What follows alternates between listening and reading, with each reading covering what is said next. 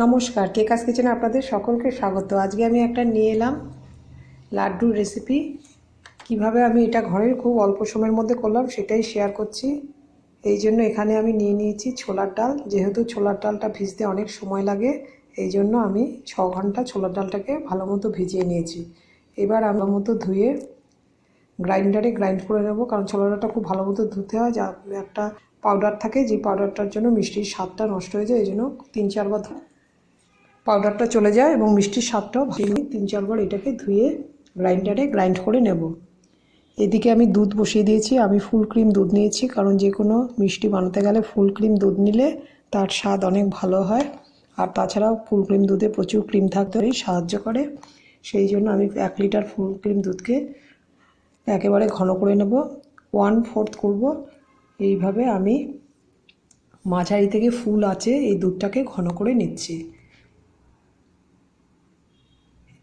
এদিকে দুধটা ঘন হতে থাকবে, ওদিকে আমি ছোলার ডালের মিশ্রণটা করে নিয়ে এসেছি। এই মিশ্রণ ছোলার ডালের এই মণ্ডটাকে আমি এবার একটা প্যানে গাওয়া ঘি গরম করে ভালো মতো ভাজা করে নেব। কারণ ছোলার ডালটা যদি ভালো মতো ভাজা করা না যায়, তাহলে কিন্তু ছোলার ডালের একটা কাঁচা গন্ধ থাকবে, যেটা মিষ্টির স্বাদটাকে একেবারে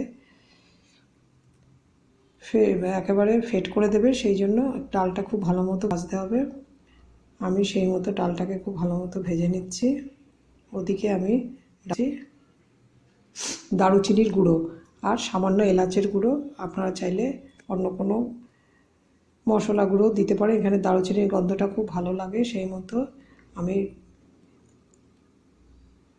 এখানে দিয়ে দিলাম চিনি। চিনির পরিমাণটা দিতে হয় বেশি, কারণ যে কোনো মিষ্টি জিনিসে চিনির পরিমাণ ভালো মতো না দিলে সেই মিষ্টিটা খেতে ভালো লাগে না। এবার আমি দিয়ে দিলাম গুঁড়ো দুধ।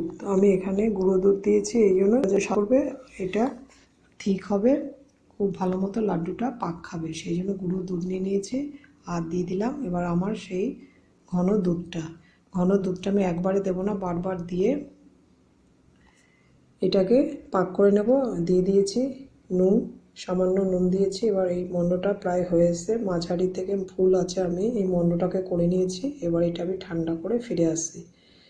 এবার আমি ঠান্ডা করে 15 মিনিটের মতো এটা রেখে একটু ঠান্ডা করে নিয়েছি। এবার হাতে একটু ঘি মাখিয়ে আমি এরকম গোল করে লাড্ডুর আকারে, দেখতেই পাচ্ছেন হয়ে গেছে।